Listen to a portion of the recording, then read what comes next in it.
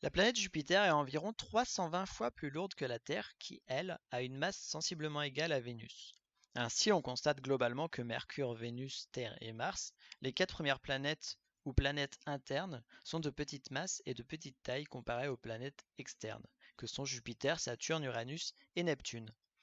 Par contre, ces petites planètes proches du Soleil ont une forte densité comprise entre 3,9 et 5,5, alors que les géantes ont une densité très inférieure variant de 1,3 à 0,7. Ceci s'explique par le fait que les quatre premières sont composées de silicates, c'est-à-dire sont de nature rocheuse. On les dit encore des planètes telluriques, tandis que les secondes sont essentiellement composées de gaz, on les nomme des planètes gazeuses.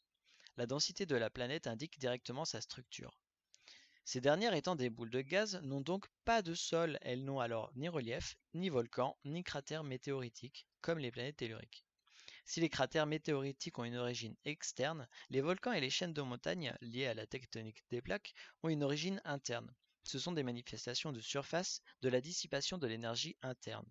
Seule la Terre présente encore une activité volcanique. En effet, Mars et Vénus présentent de nombreux édifices volcaniques qui semblent éteints depuis plusieurs millions d'années. Les compositions atmosphériques de Vénus et Mars sont fort semblables, avec 95% de CO2 et 3 à 5% de diazote.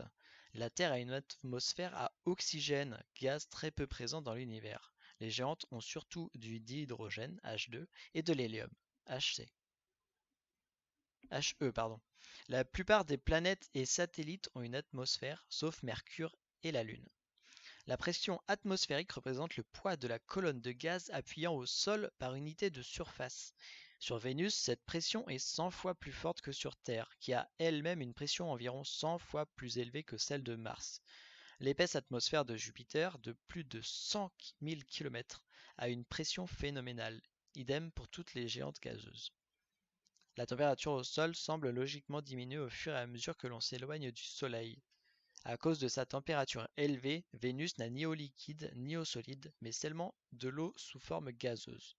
Sur Mars, l'eau a pu être liquide comme en témoignent les réseaux hydrographiques, mais actuellement ces conditions de température et de pression ne permettent que la formation de glace, visible sous forme de calottes polaires. Seule la Terre, qui a une température modérée, présente de l'eau sous ces trois états avec une hydrosphère liquide qui recouvre les trois quarts de sa surface. Concernant la présence de vie, seule la Terre présente une faune et une flore riches et diversifiées. L'existence de cette biosphère est certainement liée à la température modérée qui est compatible avec le vivant et à la présence d'eau liquide qui est le principal élément constituant du vivant